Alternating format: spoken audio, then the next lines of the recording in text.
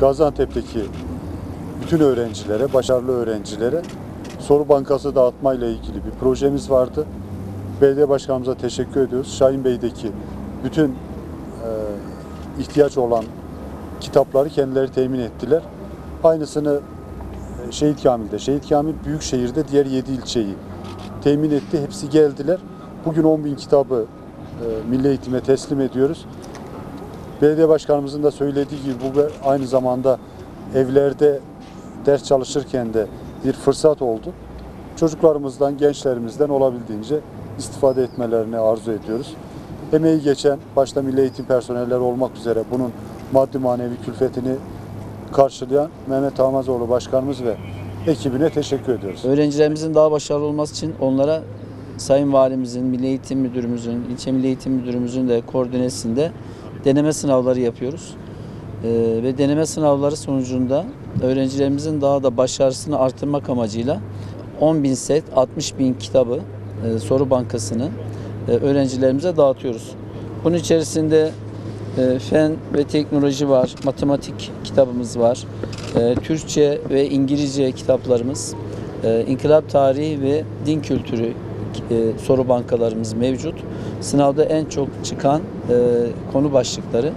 Öğrencilerimiz bu soru bankasına çalışırlarsa inşallah sınavda çok daha başarılı olacaklarına inanıyorum. Şu süreçte de zaten evlerinden çıkamıyorlar. Çıkmamalarını da tavsiye ediyoruz. Bu vesileyle bunu fırsata çevirip daha çok ders çalışmak, daha çok kitap okumaya teşvik etmek istiyoruz. Ayrıca yine öğrencilerimiz için kitaplar hazırladık. 5 ve 6. sınıflar için Şu Acayip İnsan Vücudu diye bir kitap öğrencilerimize dağıtıyoruz. 7 ve 8. sınıflar için Dedemin Bakkalı kitabı 47.000 adet. Bundan hazırladık. Bunları dağıtıyoruz. Yine liseler için uzun hikaye 50.000 tane bu kitabımızdan dağıtıyoruz. Bu defa üniversite öğrencilerimiz için de İnsan Neyle Yaşar? Tolstoy'un güzel bir kitabı. Bunu da üniversite öğrencilerimize dağıtıyoruz. Amacımız insanlarımızın, öğrencilerimizin daha çok kitap okuması. Onlar kitap okudukça biz kitap dağıtmaya devam edeceğiz. Şu ana kadar dağıttığımız kitap sayımız 5 milyonu aştı. Her ay kitap dağıtmaya, ödüllü kitap okutmaya devam edeceğiz. Katkılarından dolayı Sayın Valimize, Milli Eğitim Müdürlerimize ve emeği geçen herkese teşekkür ediyorum. Türkiye'de malum koronavirüs yine tüm dünyada salgını devam ediyor. Okullarımıza bir ara verdik. Çocuklarımız şu anda evdeler. Bizler de bu çocuklarımız için şu anda onların inşallah bu belayı atlattıktan sonra 7 Haziran'da bir sınavımız olacak. Onların bu sınav hazırlığına dair çok güzel bir çalışma yaptık Sayın Valimizin koordinatörlüğünde.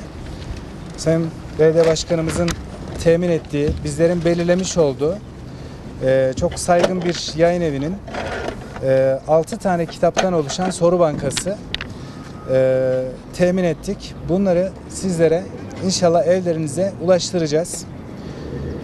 Bu kitaplarımız 6 tane branştan, yani sınavda çıkan 6 dersten sorularla ilgili. Bunları inşallah sizler evlerinizde, odalarınızda çözeceksiniz ve sınava çok güzel hazırlanacaksınız. Bütün bu süreçten sonra sınavda en az okuldaki kadar başarılı olacağınıza inanıyorum. Bir deneme sınavı yapmıştık. Yine ödüllü deneme sınavıydı. Bu ayın ödülünü de Sayın Başkanımıza dedim ki hani böyle bir şey olabilir mi diye. Onlar da tabii ki dediler.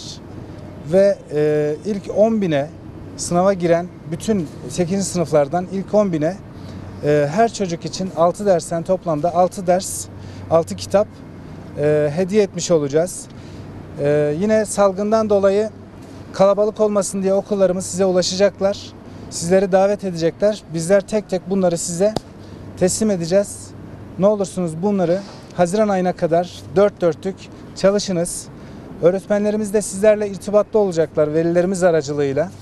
Takıldığınız soruları onlara ulaştırabilirsiniz. Onlar çözüp çözümlerini size iletebilirler. Ben başta Sayın Valimize ve çok değerli Başkanımız Sayın Mehmet Hamazoğlu Beyefendi'ye çok teşekkür ediyorum. Çok sağ olun. Sayın Valimiz, Şahin Bey Belediye Başkanımız ve İl Milli Eğitim Müdürlüğümüzün organizasyonuyla yapılan ilçemizdeki kitap dağıtım töreninden müteşekkir olduğumuzu, öğrencilerimiz adına 257 bin öğrencimiz, 12 bin öğretmenimiz adına müteşekkir olduğumuzu belirtmek istiyorum. Bu kitaplar sınava hazırlanan öğrencilerimizin amacına ulaşabilmesi, hedefine ulaşabilmesi açısından çok kolaylaştırıcı olacaktır. Aynı zamanda yine dağıtılan kültür kitaplarıyla da gençlerimiz vakitlerini daha güzel geçireceklerdir. Ben başta Sayın Valimiz olmak üzere Şahinbey Belediye Başkanımıza, İl Milli Eğitim Müdürümüze teşekkür ediyorum.